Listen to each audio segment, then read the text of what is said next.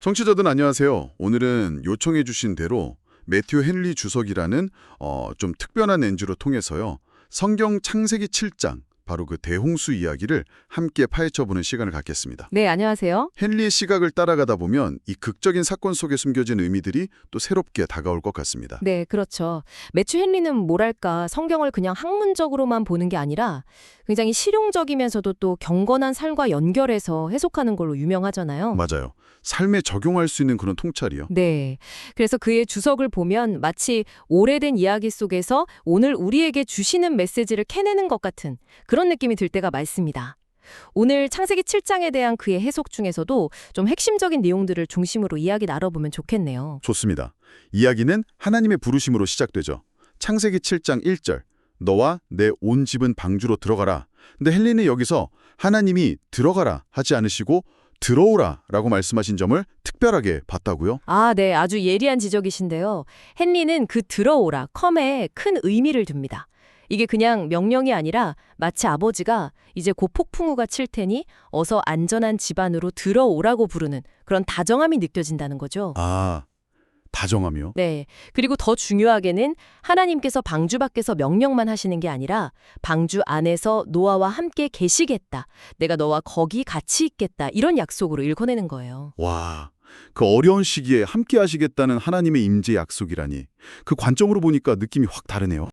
바로 안 들어가고 하나님께서 들어오라 하실 때까지 기다렸다는 점, 이것도 헨리는 중요하게 봐요. 아, 기다렸다. 네. 우리의 어떤 계획이나 판단보다는 하나님의 때, 하나님의 인도하심을 신뢰하는 그 믿음의 자세를 보여준다는 거죠. 그렇군요. 또 하나 흥미로운 건 노아뿐만 아니라 온 가족, 심지어 나중에 좀 문제를 일으키는 함까지 다 부르셨다는 건데요. 이 부분은 헨리가 어떻게 봤나요? 헨리는 여기서 좀 현실적인 두 가지 교훈을 찾아냅니다. 첫째는 악한 자녀라도 때로는 경건한 부모 덕분에 어떤 외적인 축복이나 보호를 함께 누리는 경우가 있다는 거죠. 그럴 수 있죠. 네. 근데 둘째는 동시에 아무리 좋은 공동체라도 이 노아의 가정이 그랬던 것처럼 이 땅에서는 완전한 순수함, 완벽함은 기대하기 어렵다는 거예요. 선과 악이 섞여 있다는 현실이죠. 현실적인 통찰이네요. 네. 그리고 더 나아가서 이 방주로의 부르심 자체를 헨리는 죄인들을 그리스도께로 부르는 복음의 모형으로 봐요. 아, 모형이요? 네. 그러니까 그리스도라는 구원의 방주 안으로 들어와야만 다가올 심판에서 안전할 수 있다. 이런 강력한 메시지를 여기서 읽어내는 거죠. 그렇군요. 그럼 하나님께서 노아를 그 구원의 방주로 부르신 근본적인 이유는 뭘까요? 성경은 네가 이 세대에 내 앞에서 의로움을 내가 보았다. 이렇게 말씀하는데 헨리는 이 의로움을 어떻게 설명하죠? 헨리는 이 의로움이 그냥 사람들 눈에 보이는 착한 행동, 이걸 넘어서는 거라고 강조해요. 핵심은 내 앞에서, 그러니까 마음속까지 다 보시는 하나님께 인정받는 그 진정한 신실함이라는 거죠. 아, 하나님 앞에서의 의로움. 나중에 재앙이 닥칠 때 그들을 보호하심으로써 그들의 의로움을 드러낸다고 말해요. 와, 이건 오늘날 믿음 지키려는 분들께 정말 큰 격려가 되겠는데요. 그렇죠. 동물들을 방주로 들이는 장면도 참 인상적인데요. 창세기 7장 2절 3절을 보면 정결한 동물은 특별히 7쌍씩 데려오라고 하잖아요. 왜 달랐을까요? 헨리는 뭐라고 설명하나요? 일단 헨리는 여기서 하나님의 세심한 배려가 사람뿐 아니라 동물에게까지 미친다는 점을 먼저 짚어요. 홍수 이후의 새로운 세상을 위해서 생명의 씨앗들을 보존하시려는 계획이죠. 네. 정결한 동물, 그러니까 당시 기준으로 제사나 음식으로 허용된 동물들을 더 많이 7쌍씩 드리라고 하신 이유로는 크게 두 가지를 들어요. 아, 두 가지. 뭔가요? 첫째는 좀 현실적인 이유인데 이 동물들이 홍수 후에 사람들에게 더 유용했기 때문이라는 거고요. 둘째는 더 중요한 이유인데 바로 하나님께 제물로 드리기 위해서였다는 겁니다. 아, 제사 때문에. 네. 이게 나중에 창세기 8장 20절에서 노아가 방주에서 나와서 정결한 짐승으로 번제를 드리는 장면이랑 바로 연결이 되거든요. 하나님께 드려지는 것이 특별히 구별되고 또 축복받는다는 의미를 담고 있다고 헨리는 해석합니다. 그렇군요. 그리고 이제 임박한 심판에 대한 구체적인 경고가 나오죠. 창세기 7장 4절. 지금부터 7일이면 내가 40주야를 땅에 비를 내리겠다고요. 네, 헨리는 그 7일이라는 마지막 유예 기간에 주목합니다. 이미 120년이라는 긴 시간을 주셨는데도 심판 직전에 마지막으로 7일의 기회를 더 주신 거죠. 와, 하나님의 인내심이 정말 놀랍죠. 마지막까지 회개하고 돌아오길 기다리시는 그 하나님의 자비를 보여주는 대목입니다. 물론 세상은 안타깝게도 그 기회마저 외면했지만요. 하지만 동시에 이 7일은 이제 정해진 시간이 차면 하나님의 심판은 더는 미룰 수 없다. 반드시 임한다는 엄중한 경고이기도 합니다. 미루는 습관에 대한 경각심도 주고요. 네. 그럼 하나님의 이 명령에 노아는 어떻게 반응했나요?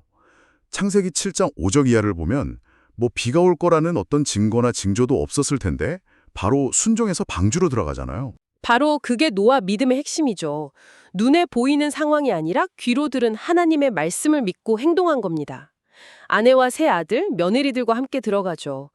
여기서 헨리가 잠깐 아들들이 아내를 한 명씩만 둔 걸 보면서 일부 일처제를 슬쩍 언급하기도 해요. 하하, 그런 디테일까지? 네. 그리고 더 놀라운 건 동물들이에요. 동물들이 무슨 신적인 인도라도 받은 것처럼 스스로 노아에게 와서 질서 있게 방주로 들어갔다는 거죠. 맞아요. 그 장면 신기하죠. 헨리는 여기서 이사야서 1장 3절 말씀을 떠올리면서 창조주의 명령에 순종하는 동물들과 오히려 하나님의 백성이라는 인간들이 불순종하는 모습을 아주 통렬하게 대비시킵니다. 듣고 보니 정말 그러네요. 홍수가 시작된 시점도 창세기 7장 11절에 노아가 600세 되던 해, 둘째 달, 곧 그 달 열일의 날 이렇게 아주 구체적으로 기록되어 있어요. 노아의 나이에 대해서도 헨리가 좀 생각해 볼 거리를 던져줬다고요.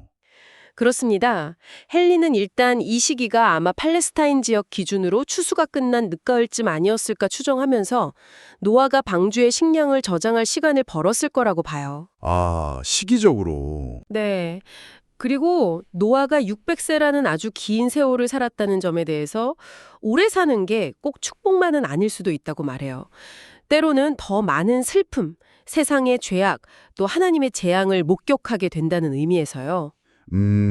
그런 면도 있겠네요. 네. 또 하나님께서는 노아처럼 정말 신실한 종이라도 인생의 황혼기까지 그 마지막까지 믿음의 시련을 겪게 하실 수 있다는 걸 보여준다고도 해석합니다. 우리의 싸움은 끝까지 간다는 거죠. 노아가 600세라는 긴 세월 동안 지켜봤을 세상, 그리고 마침내 마주한 대격변의 시작. 정말 더 극적으로 다가오네요. 창세기 7장 11절 12절은 그날에 큰 기품의 샘들이 터지며 하늘의 창문들이 열려 40주야를 비가 땅에 쏟아졌더라. 와, 이건 정말 상상하기 힘든 광경인데요. 그렇죠. 헨리는 이 현상을 묘사하면서 이게 없던 물을 새로 만드신 게 아니라고 봐요. 원래 땅 아래에 있던 지하수, 기품의 샘랑 하늘 위에 있던 수증기, 하늘의 창문, 그러니까 대기 중의 물이 하나님의 명령에 따라 동시에 터져 나오고 쏟아져 내린 거라고 설명합니다. 기존에 있던 물들이. 네. 마치 하나님이 물을 가둬두셨던 거대한 창고의 문이랑 빗장을 그냥 확 열어버리신 것 같다는 거죠. 그리고 그 비는 우리가 아는 그런 비가 아니라 막 땅에서 분수처럼 솟구치고 하늘에서도 쏟아지는 그런 엄청난 양으로 40일 밤낮 쉬지 않고 내렸다고 강조해요. 정말 상상 이상의 재앙이었네요. 헨리는 이 홍수 사건에서 어떤 더 넓은 신학적 의미들을 끌어냈나요? 네, 여기서 몇 가지 중요한 원리들을 짚어냅니다. 첫째는 물 같은 모든 피조물은 결국 하나님의 주권 아래에 있다는 거예요. 평소에 우리에게 생명을 주는 고마운 존재라도 하나님의 뜻에 따라 얼마든지 무서운 심판의 도구가 될 수 있다는 거죠. 네. 둘째는 하나님의 심판은 하늘에서 오든 땅에서 오든 피할 길이 없다는 것. 셋째는 이 물심판이 나중에 있을 불심판의 일종의 예고편 같다는 거예요. 베드로후서 3장 2절 7절 말씀처럼요. 땅 속에는 물만 있는 게 아니라 불, 화산 같은 것도 있다는 걸 생각해보면 하나님의 심판 도구는 정말 다양하다는 걸 암시하죠. 그렇군요. 다시 방주 안으로 시선을 돌려보면요. 창세기 7장 13절 이하를 보면 노아와 가족 그리고 모든 종류의 동물들이 그 종류대로 들어갔다는 게 다시 한번 강조돼요. 헨리는 이 반복에서 뭘 봤을까요? 그리고 방주한 동물들 상태는 어땠을 거라고 봤나요? 그 종류대로라는 말은 창세기 1장의 창조 기사를 떠올리게 하죠. 헨리는 이걸 통해서 생명을 보존하는 것이 마치 제2의 창조와 같은 의미가 있다고 봤어요. 새로운 시작 같은. 네, 방주한 동물들 상태에 대해서는 헨리도 조심스럽게 추측하는데요. 어쩌면 사자랑 양이 같이 있는 그런 이사야서 11장에 나오는 평화로운 모습이 일시적으로 있었을 수도 있다고 봐요. 하지만 그게 동물의 본성이 완전히 바뀐 건 아니고 아마 하나님의 능력으로 일시적으로 제어된 상태였을 거라고 생각했죠. 흥미롭네요. 네. 그리고 이걸 또 교회 안에 있지만 진정으로 거듭나지 않은 사람들에 대한 비유로 연결하기도 해요. 그리고 바로 다음에 정말 중요한 구절이 나오죠. 창세기 7장 16절 끝에 여호와께서 그를 닫아 놓으시니라. 하나님께서 직접 문을 닫으셨다. 여기에 헨리가 부여한 의미가 아주 깊다고 들었는데요. 맞아요. 이 짧은 구절에서 헨리는 여러 겹의 의미를 찾아냅니다. 첫째는 노아의 완전한 안전을 위해서예요. 밖에서 몰아치는 물살이나 부딪히는 것들로부터 보호하는 건 물론이고 어쩌면 절망한 사람들이 방주를 공격하려 했을 수도 있는데 그런 위험으로부터 하나님이 직접 막아서 지켜주셨다는 거죠. 아, 보호의 의미군요. 네. 마치 하나님이 당신의 소중한 보물을 안전한 곳에 딱 넣고 봉인하시는 그런 모습으로 본 거예요. 정말 강력한 보호네요. 또 다른 의미는요? 두 번째 의미는 훨씬 더 엄중합니다. 방주 밖에 남아있는 모든 사람들에게 이제 구원의 문이 영원히 닫혔음을 선언하는 행위라는 거예요. 마지막 순간까지 들어올 기회가 있었지만 이제 하나님께서 직접 문을 닫으심으로써 더 이상은 들어갈 수 없게 되었다는 거죠. 누가복음 13장에 나오는 주인이 일어나서 문을 닫은 후에 밖에 선 사람들이 문을 두드려도 열어주지 않는 그 비유랑 통하는 장면이죠. 아, 마지막 기회가 사라졌다는 선언. 정말 두려운 말씀인데요. 그리고 셋째로 헨리는 이 사건 전체에서 중요한 복음적인 교훈을 이끌어내요. 베드로전서 3장 말씀을 근거로 드는데 진정한 믿음이란 세상을 버리고 그리스도라는 유일한 구원의 방주 안으로 들어가는 것이고 또 믿는 사람은 노아처럼 다른 사람도 구원의 길로 인도해야 하고 일단 그리스도 안에 들어오면 어떤 풍파 속에서도 하나님의 능력으로 안전하게 지켜진다는 약속. 그리고요? 자비의 문은 언젠가 반드시 닫힐 거니까 지금 기회가 있을 때 들어와야 한다는 그 긴박한 경고. 이 모든 메시지가 이 사건에 담겨 있다고 해석하는 겁니다. 정말 많은 의미가 담겨 있네요. 그 사이 물은 계속 불어나서 40일 동안 온 땅을 덮었고요.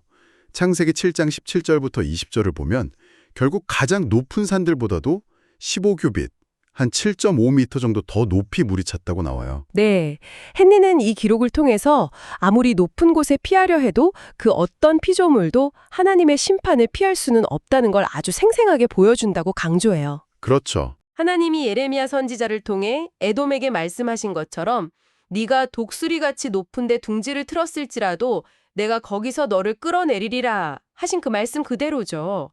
인간의 어떤 노력이나 지위도 소용없다는 거예요. 헨리는 심지어 엄청난 물의 힘 때문에 산들 자체가 무너져 내렸을 수도 있다고 봐요.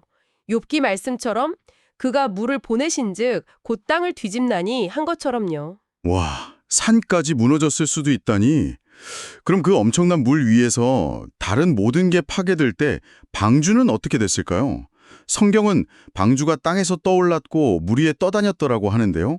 바로 이 지점에서 헨리는 정말 놀라운 역설을 발견합니다.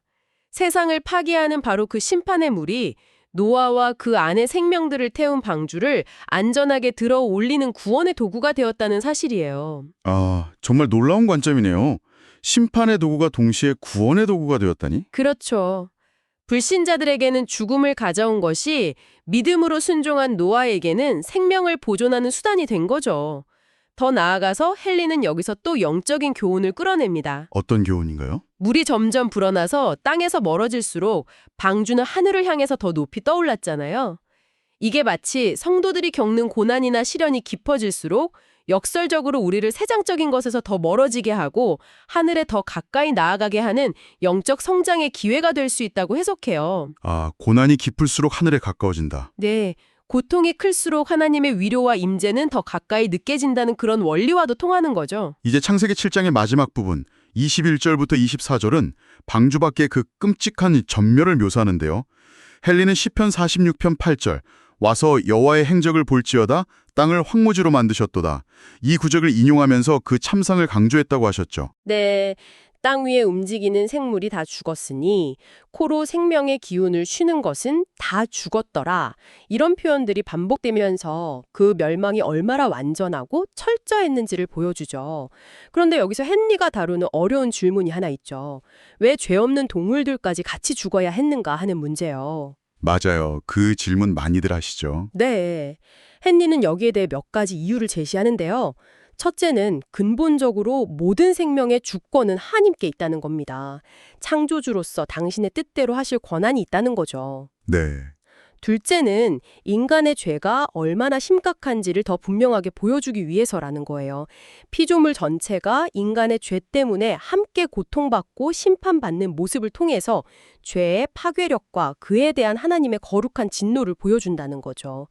셋째는 어떤 면에서는 인간 때문에 허무한데 굴복하게 된 피조 세계를 정화하고 새롭게 시작하려는 의미로도 볼 수 있다고 하고요. 신학적인 이유 말고 혹시 현실적인 이유도 언급했나요? 네, 현실적인 측면도 이야기합니다. 홍수 후에 소수의 사람들만 남았는데 만약 동물들이 너무 많이 살아남으면 오히려 사람들이 동물들에게 위협받을 수 있잖아요. 그런 생태계 균형을 미리 조절하신 하나님의 지혜로 볼 수도 있다고 설명해요. 아, 일리가 있네요. 네. 또 동물은 당시 인간의 소유물 개념이었기 때문에 주인의 죄에 함께 연루되어 심판받았다는 설명도 덧붙이고요. 헨리는 멸망당하는 사람들의 마지막 순간을 아주 생생하게 그렸다고 들었어요. 네, 맞아요. 헨리는 그들의 공포와 절망을 정말 눈에 보이듯 묘사해요. 예수님 말씀처럼 홍수가 코앞에 닥치기 직전까지도 대부분 사람들은 먹고 마시고 일상에 빠져서 경고를 무시하고 있었잖아요. 그렇죠. 방심하고 있었죠. 있을 수도 있겠네요. 네. 어쩌면 방주 안에 노아를 향해서 우리도 당신이랑 같이 먹고 마시지 않았냐면서 문 열어달라고 애원했을 수도 있고요. 하지만 굳게 닫힌 문은 열리지 않았겠죠. 그 모습이 마지막 심판 때랑 정말 겹쳐 보이는데요. 정각합니다. 헨리는 바로 그 점을 강조해요. 마지막 심판 때도 그냥 겉으로 보이는 신앙이나 과거 경험 혹은 경건한 사람과의 관계만으로는 절대 구원받을 수 없다는 거예요. 오직 그리스도라는 유일한 구원의 방주 안에 개인적인 믿음으로 들어가 있어야만 구원받는다는 그 냉엄한 진리를 다시 확인시켜 주는 거죠.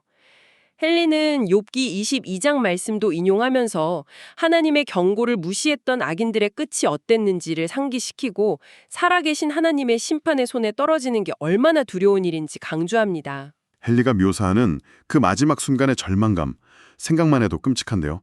그런데 이 끔찍한 멸망과 정말 극명하게 대조되는 것이 바로 노아와 그 가족의 특별한 보존입니다. 창세기 7장 23절 마지막 구절. 오직 노아와 그와 함께 방주에 있던 자들만 남았더라. 그렇죠.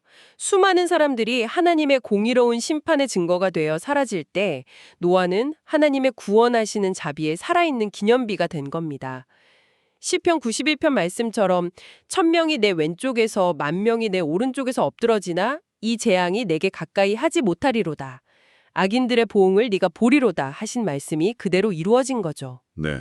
헨리는 에스겔 14장 말씀도 언급하면서 노아의 의로움이 다른 사람을 구원하지는 못했지만 물론 그들을 위해 기도했겠지만 자기 자신과 자기 직계 가족의 생명을 건졌다는 점을 지적해요. 개인적인 믿음과 순종이 얼마나 중요한지를 다시 보여주는 거죠. 그런데 헨리는 노아의 이 생존이 그냥 마냥 편안하고 안락한 구원만은 아니었다고 봤다면서요. 간신히 살아남음 이런 표현도 썼다고요. 네, 맞아요. 이 점이 헨리 해석의 깊이를 보여주는 부분 같아요. 노아는 살아남았지만 사실상 거대한 물 감옥 아니면 떠다니는 관 속에 갇힌 상태나 마찬가지였잖아요. 그렇죠. 밖은 아수라장이고. 네, 창문도 거의 없는 어둡고 좁은 공간에서 바깥 세상에 파멸하는 끔찍한 소리, 어쩌면 죽어가는 사람들 비명까지 들으면서 엄청난 공포와 스트레스를 겪었을 거예요. 구원받았지만 그 과정이 결코 쉽거나 편안하진 않았을 거라는 거죠. 마치 산채로 묻힌 것 같은 그런 극한 상황이었을 수도 있어요.